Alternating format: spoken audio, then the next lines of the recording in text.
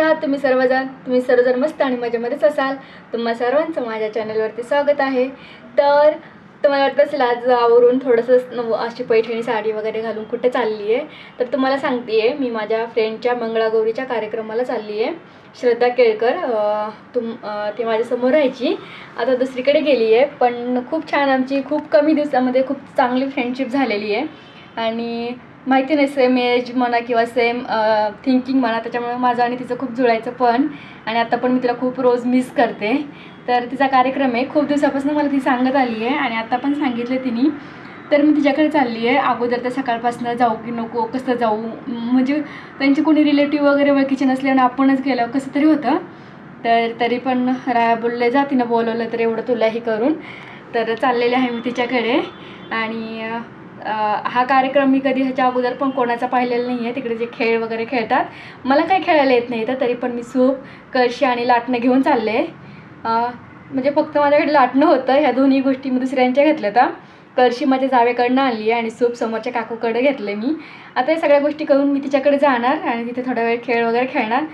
तिकडे काय मला शूट करायला जास्त जमणार नाही आहे, कारण मला खूप लाज वाटते। म्हणजे तुम्हाला तर माहितीच आहे, मी फक्त फॅमिली म्हणजे माझं डेली ब्लॉगिंग किंवा ट्रॅव्हलिंग ब्लॉग करते। असं मी कुठे पब्लिक प्लेसमध्ये किंवा कोणाच्या इथे असं जाऊन अजून एवढं मी फ्री नाही झालेली। आणि कसं सध्या कॅमेरामध्ये शूट करते, तर मोबाईल कॅमेरा मला पॉसिबल नाही तिकडे घेऊन जाण्यासाठी। फोटो वगैरे काढण्यासाठी घेऊन गेले असते, पण मी एकटीच आहे, कुठे काय एवढं सगळं घेऊन जाणार ना। तर चला आज येते, आल्याच्या नंतर भेटते, कसा कार्यक्रम झाला हे पण तुम्हाला दिसेल। थोड्या क्लिप मी थोडे शूट करण्याचा प्रयत्न करेल आणि तुमच्याबरोबर शेअर करेल। चला बाय। तर जायसाठी ही कळशी आणि हे लाटणं आणले मी आणि हे सूप, आणि हा माझ्याकडे पसारा पडला आहे, कोणती साडी घालू काय असं मला होत होतं। तर फायनली हा विचार केला की ही साडी घालती आहे, कारण की काय आहे ना, मला ही साडी ड्राय क्लिनिंगला पण द्यायची। म्हटलं अजून एकदा घालून होईल, माझी गावाला घातलेली मी एकदा, तर म्हटलं होऊन जाईल आणि घालून चालेल। चला तर आल्याच्या नंतरच भेटतील, वेळ पण झाला आहे खूपच। तर मला हे कार्यक्रम मी पहिल्यांदाच अटेंड करत होते, तर मला काहीच माहिती नव्हतं, त्यामुळे घरी थोडीशी मी प्रॅक्टिस केली सुपाबरोबर आणि लाटण्याबरोबर पण थोडंसं प्रॅक्टिस केली, कळशीबरोबर पण केली, पण तिथे मला काहीच आलं नाही आणि मला भीती पण म्हणजे थोडं नर्वसनेस पण वाटत होता।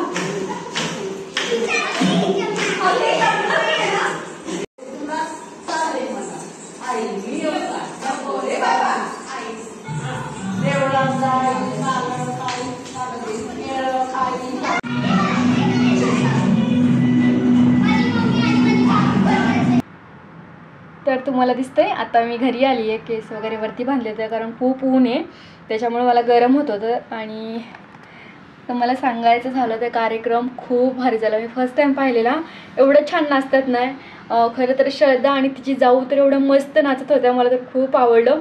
मी फक्त पाहतच होते त्यांना दोघींनाच। श्रद्धा तर एवढी भारी दिसत होती ना, तिला तर नजर म्हणजे तिचं तिला काय म्हणतात असं, तिची नजर काढायला पाहिजे तिच्या आईनं कोणीतरी घरच्यानं, एवढी छान दिसत होती ती आज।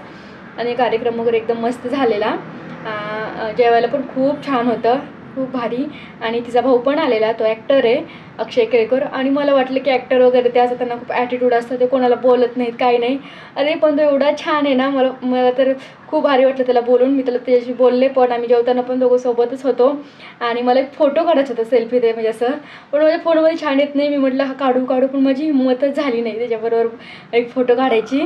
तर नक्की अजून पुढं कधी एखाद्या चान्स भेटला तर मी त्याच्याबरोबर नक्की काढेल। असं वाटत होतं की राया असायला पाहिजे होते, की रणवी त्यांना म्हटलं असतं राया आमचा एक फोटो काढा ना दोघांचा, एकदम सेलिब्रिटी वगैरे, पण असं अजिबात दुसऱ्यांना असं जाणून देत नाही किंवा वाचून देत नाही, एकदम साधा आणि सिम्पल, खूप भारी आहे। तर चला, आणि तिनं गिफ्ट पण दिलं आहे, आणि ॲक्च्युली काय झालं, मी तिला बोललेली काही घेऊन यायचं वगैरे असतं का, तर ती बोलली नको काही घेऊन येऊ.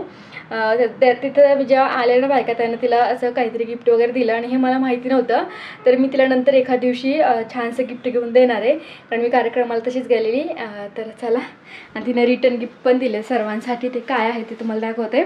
छान पर्स दिले तर मला तर आवडलेल्या ह्यावाल्या पर्स तिने दिले तर रिटर्न गिफ्टमध्ये. छान येतात तर मला दिसतच असतील. रिटर्न गिफ्टमध्ये दिलेल्या पर्स येतात मस्त. चला आता मी काय करते, आवरते आणि संध्याकाळी भेटते. तर मी प्रोग्रामवरून आल्याच्यानंतर आहे ना नंतर काही शूट केलं नाही आहे, कारण असं खास काही मी केलंच नाही आहे. जेवण पण मी थोडंसं साधं सिंपल बनवलं. सकाळचाच खूप सारा स्वयंपाक होता उरलेला, फक्त मी त्याच्यानंतर पिठलं केलं आणि चपाती आणि सकाळचीच भाजी वगैरे. आणि कोणाला जास्त भूक पण नव्हती तर सर्वांना तेच खाल्लं. आणि खूप कंटाळा आला आहे मला तर. मी तिथे जास्त काही नाचली पण नाही, काहीच केलं नाही आहे. पण माझा हा एक प्रॉब्लेमच आहे, कारण की मी कुठे पण गेल्याच्यानंतर आहे ना मला क्राऊड म्हणजे थोड्या माणसांमध्ये की माझ्या लगेच मला असं जाणवतो, थकवा जाणवतो. माहिती नाही का तुम्हाला माझ्या डोळ्यावरनं वगैरे पण दिसत असेल. आणि प्रवासामधून आल्याच्यानंतर मला आहे ना मायग्रेनचा त्रास आहे, तर माझं डोकं दुखायला लागतं. तर मला दोन्ही पण गोष्टी काही जमत नाही येतात. तरी पण चला, आपल्या माणसांसाठी जावं लागतं आपण, आणि प्रवास तर करणं तर महत्त्वाचंच आहे. म्हणजे घरी बसला तरी पण डोकं दुखतं, आणि फिरण्याला गेलं तरी पण. म्हणजे प्रवास कसं ना, बसमध्ये जर गेलं ना मला नाही जेवलं वगैरे तर मला मायग्रेनचा त्रास होतो. असं कारणे वगैरे गेलं खाल्लं पिल्ल्यासारखं तर मग काही होत नाही आहे मला.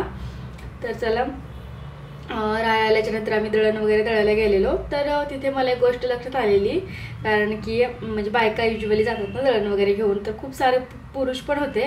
राया कधीच आमचं दळण घेऊन दळायला जात नाहीत किंवा दळून आणत येतं.